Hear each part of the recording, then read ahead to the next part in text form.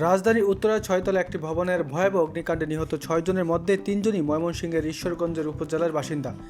একই পরিবারের ৩ সদস্যের মর্মান্তিক মৃত্যুতে ঈশ্বরগঞ্জ সদর ইউনিয়নের গ্রাম জুড়ে নেমে এসেছে শোকের ছায়া। তাদের ৩ জনকেই পাশাপাশি দাফন করা হয়েছে। নিহতরা হলেন ঈশ্বরগঞ্জ সদর ইউনিয়নের হাফিজ উদ্দিনের ছেলে হারিস উদ্দিন, তার ছেলে রায়হাব চৌধুরী এবং ছোট ভাই শহীদুল ইসলামের মেয়ে রোদেল আক্তার।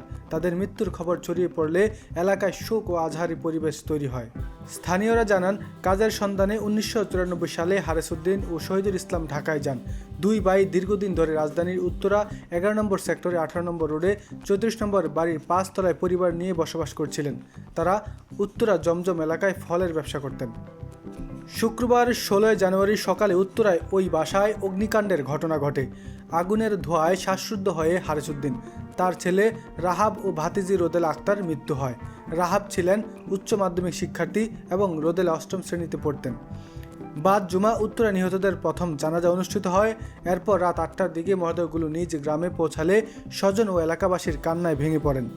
হারিসের চাচা নজরুল ইসলাম বলেন, আমরা বেলা ১১টার দিকে মৃত্যুর খবর পাই। অগ্নিকাণ্ডের দুর্ঘটনায় ৩ জন মানুষ মারা গেলে সংসার ও অভাবের কারণে দুই ভাতিজা খুব ছোটবেলা থেকেই ঢাকায় গিয়ে ব্যবসা করে জীবন চালাচ্ছিল।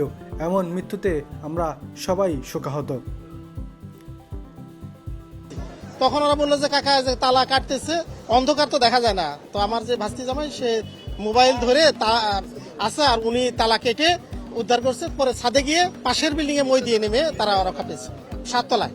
না, ওদেরকে আমি যতটুকু জানলাম, আমি নিজেও ভিতরে গিয়েছিলাম আসার পরে, দেখলাম যে পানিতে সয়লার হয়ে গেছে, প্রায় পায়া ডুবে যাচ্ছে আর সমস্ত মেসাগার অবস্থা, মানে একেবারে আমার ভাস্তির যে রুমটা, ওখানে আগুন ভিতরে প্রবেশ করে নাই, কিন্তু কালি আর ধোঁয়ায় এমন অবস্থা হয়েছে যে ওখানে ঢোকার মতো কোনো অবস্থা নেই। ভয়ঙ্কর অবস্থা, মানে দেখলে আপনারা যদি ভিতরে যেতে পারেন দেখবেন ওদের বর্ণনা অনুযায়ী এবং ওদের কাছে যে ভিডিও দেখলাম পরে, ভয়ঙ্কর অবস্থা পড়ে আছে। পরে ওরা সকালে আবার আগুন নেভার পর আবার যে তালা লাগায় নিচে নেমে আসছে আমার ভাস্তি জামাই। ওদের কাছে আমি ভিডিও দেখতে পেলাম, তো ভয়ঙ্কর অবস্থা। তো ওদের যদি ছাদের তালা না কাটা হতো তাহলে ওরা হয়তো মারা যেত ধোঁয়ায়। না উঠলে ওরা এই অবস্থা হলো কি করে? আমি তো আর